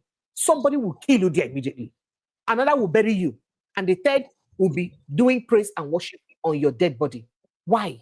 My kindness. Not prayer. All right. Let me wait. I'm gonna start this. Sorry, sir. I'm gonna talk to you like Pastor Damina now. No. Oh my God. No, don't talk to me like that. It's not me. Oh, calm down. I'm not follow for this conversation. Calm down. I'm the messenger. I'm nothing concerned for the message. Religion. Go ahead. Is the opium of the people. Religion is the opium of the people. I keep telling people something. Religion is an ideology. Just like Biafra is an ideology. Oh yeah. Oh yeah. Oh yeah. The person that is controlling that ideology at that particular time that knows what he wants to achieve. The problem with black people, the problem with the Nigerian religious bodies that now classify themselves as Christians is that they don't read history. They don't read history. Suddenly, Apostle Suleiman is beginning to talk like Jim Jones of the Guyana tragedy. Yes. People need to go and read the story of Jim Jones, Guyana tragedy. That is how they start. They indoctrinate you. They brainwash you. They put you at a spot where it is no longer what the Bible says that matters. It is what they stand on the pulpit to say. And then they have people who would carry out that instruction. No, wait now, but you didn't wait for me to finish the story. He did not say that he has told people to do this. So, in fact, he gave an example of one day like that inside the church. You know, you're not letting me take this story. He said that. No. That see, Precious, calm down. When it comes to religion, you do not need to tell somebody to kill. Unfortunately, the religion in Africa, the religious institutions in Africa have woken up to the fact that they now fight for their gods. Rather than allow the gods to fight for themselves, they are the ones fighting for their gods. To protect their gods, their deities, their gods that are spirit they cannot see. They are the ones fighting for it. Is it not shameful? Is it not shameful? And that is why I said that when you want to understand religion very well, when you want to choose a religion, go down history, memory lane.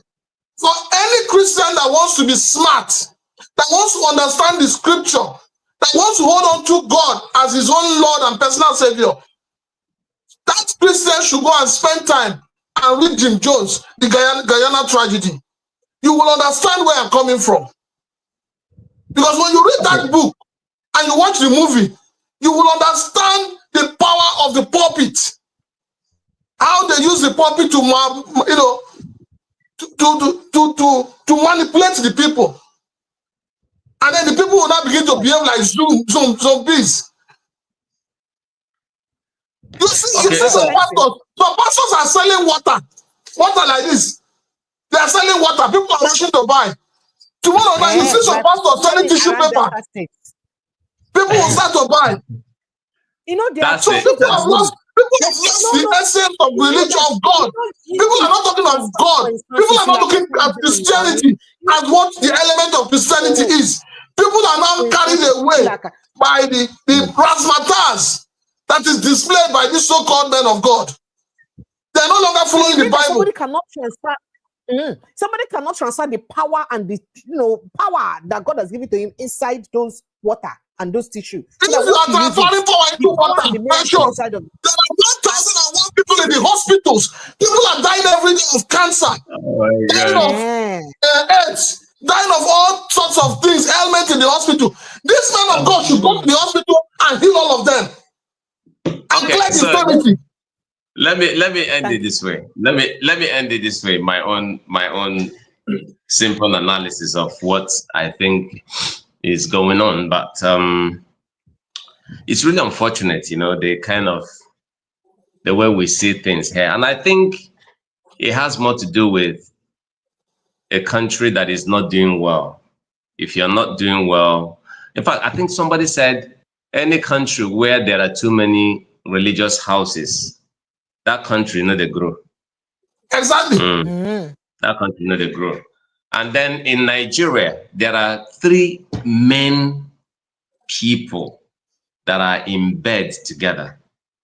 One is the politician. Second is the men of God or so-called pastors. Third are the traditional rulers. They are all in bed together. Their mission is to suppress the common man, because everybody is deceiving. Politicians will deceive you. They will promise you things in their campaign trail, let you know, if I get in, if you vote me in, if I go, I'm going to do X, Y, Z for you to better your life. You believe them and you vote them in.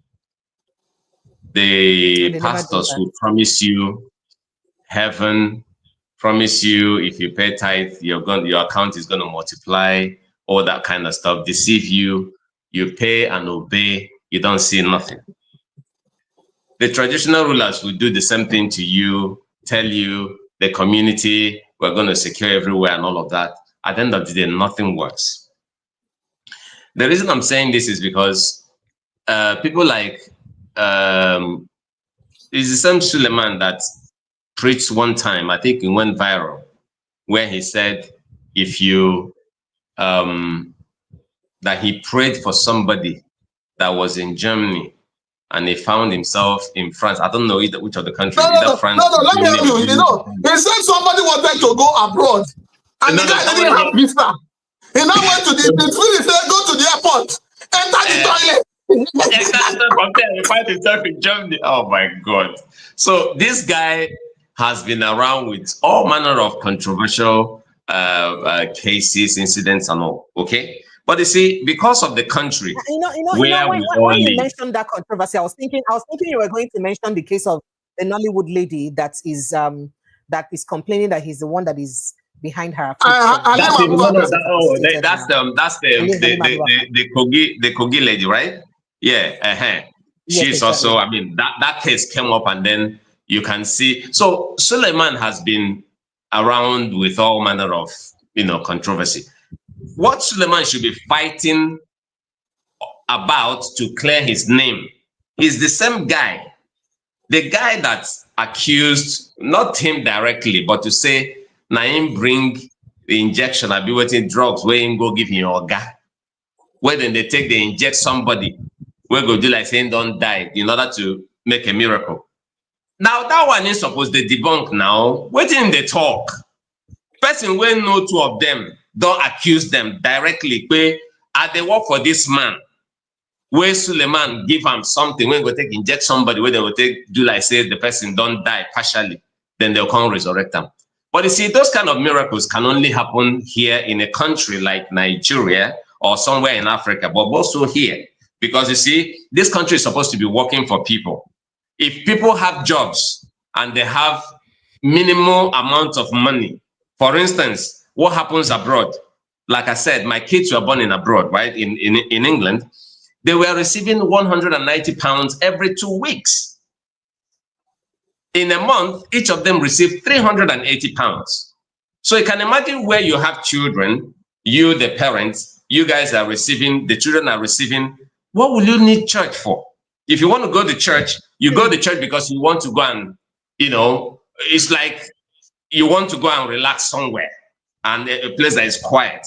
People go to church here because they feel that the miracle they need, that their breakthrough will come from either praying or somebody promising you X, Y, Z. And the same people that say that they are following Christ, the so-called pastors, are the ones living lavishly here. Nobody is preaching eternity anymore. Because if you want to tell me about eternity, you cannot enter eternity with this, your body. You must die. But these guys, mosquito bite them, they'll go and give doctor money and say, look, whatever it takes to keep me alive. They don't want to die. So what, if you really look at this whole religious thing and everything is been upended, upside down.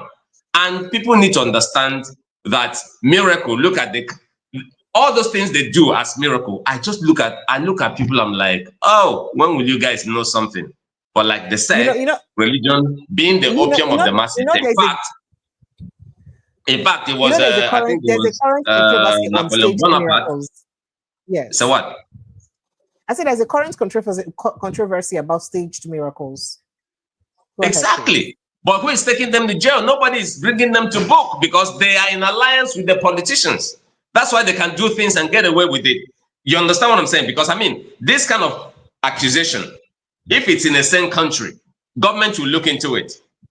Do you understand? Because when you deceive the people like this, it's not good for the government itself. Because they will look at it that, how would you, what kind of powers do you have to want to deceive people to the level where, okay, so you resurrect somebody. Let's even assume that the person died and you resurrect the person. Is it not better that the person died? Did you know why the person died? The person could have died because they no pay salary, no seafood chop. You go resurrect a person won't die, go say make I live on within a problem. You go, you go call her back. What did they call her back for? You think you'll be happy when you wake up? I bet.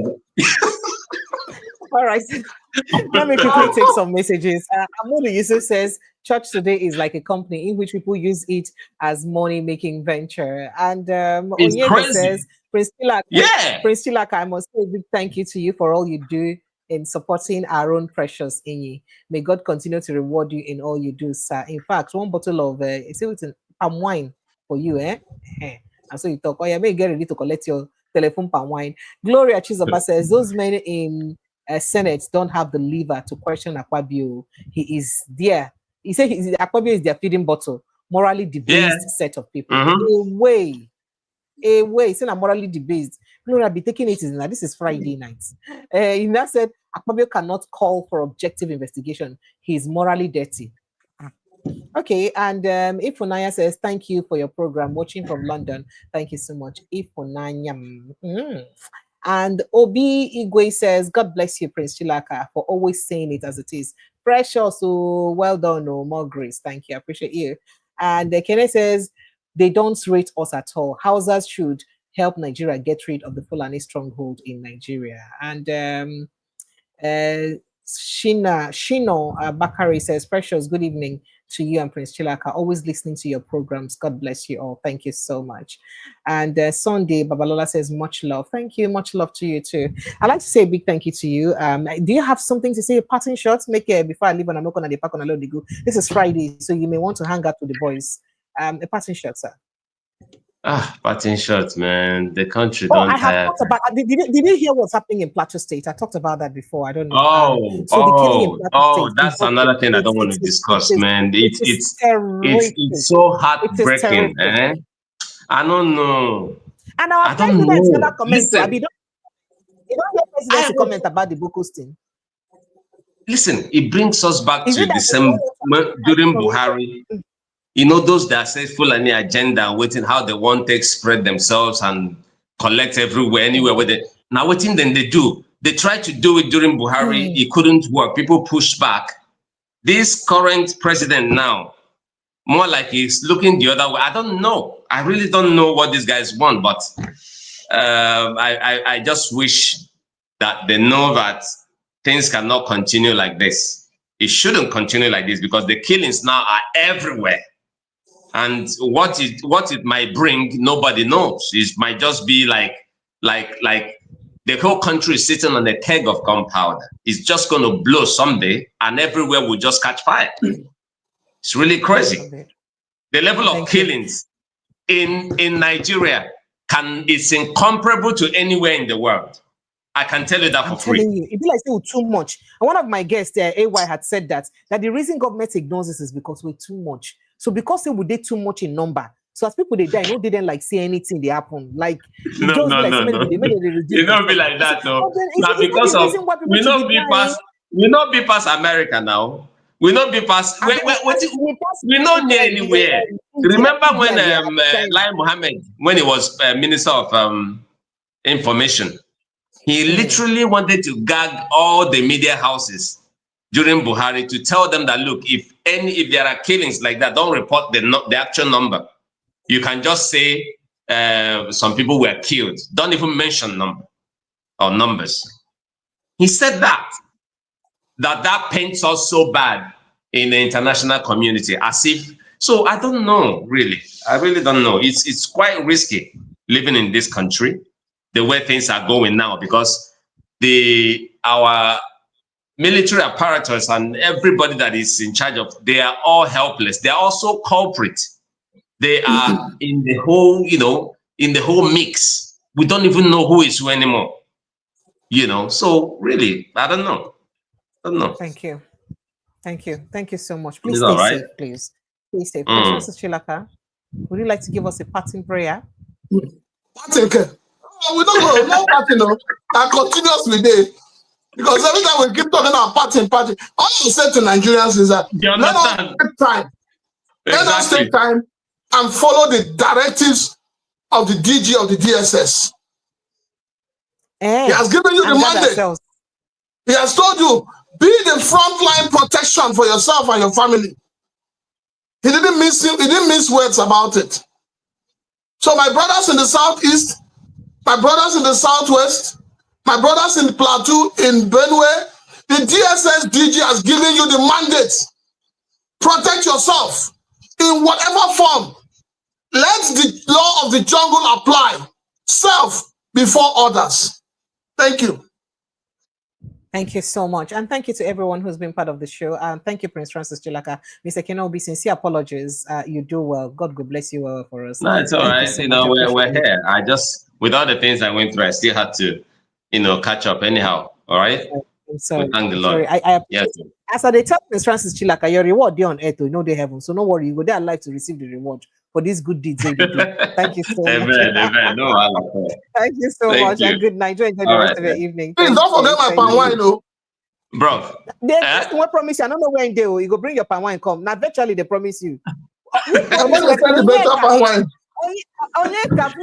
virtual palm wine for him. All right. Thank you so much, Mr. Francis. I appreciate it. Have a good weekend. Yeah. So to Nigerians, thank you. To you Nigerians, have a great weekend. I'll see you again tomorrow evening. Yes, we will. I'll see you guys again tomorrow evening, God willing. Have yourself an amazing, amazing weekend. Good night and God bless you. I love you. Subscribe, like, follow us like a village people, and protect your mental health. Good night.